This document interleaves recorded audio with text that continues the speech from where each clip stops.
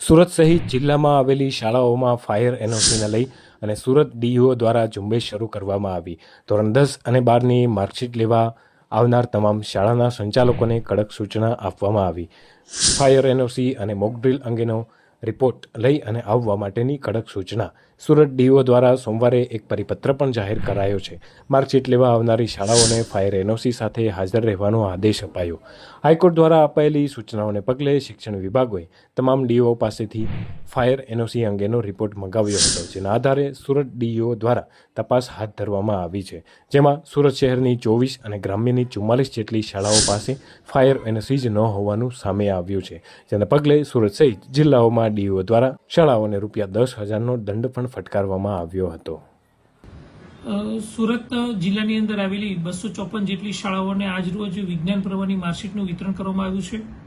ગુજરાત માધ્યમિક અને ઉચ્ચતર માધ્યમિક શિક્ષણ બોર્ડ દ્વારા ગઈકાલે માર્કશીટ આપવામાં આવી। આજે તમામ શાળાઓને માર્કશીટનું વિતરણ કરવામાં આવશે।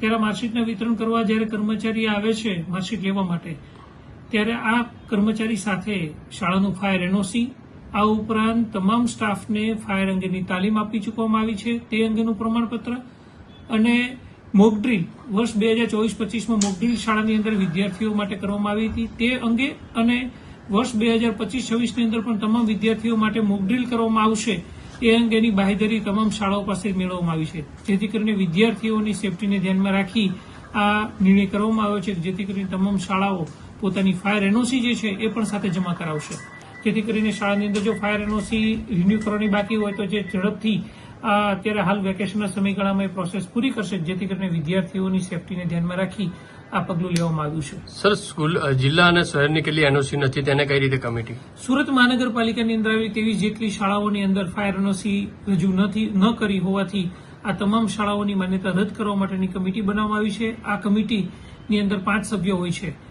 એક શિક્ષણ નિરીક્ષક વર્ગ 2ના અધિકારી, એક મદદની શિક્ષણ નિરીક્ષક કચેરીના, એક શિક્ષણવિદ હોય છે, એક કોર્પોરેટર હોય છે અને એક પત્રકાર હોય છે। આ 5 સભ્યોની કમિટી બની અને એની શાળાની ચકાસણી કરે છે અને શાળાની અંદર જો સુવિધા નિયમ અનુસારની ન હોય તો શાળાની માન્યતા રદ કરવા માટેની ભલામણ કરશે તો એ અમે ગાંધીનગર નિયામકશ્રીને મોકલી આપીશું, જેથી કરીને શાળાની માન્યતા રદ કરવામાં આવે। પરંતુ આ તમામ કાર્યવાહી જે છે એ શાળાઓને તાકીદ કરીને કહેવામાં આવ્યું છે કે આ છેલ્લો મોકો આપવામાં આવે છે, જો ફાયર એનઓસી રજૂ નહીં કરે તો શાળાની માન્યતા રદ કરવામાં આવશે।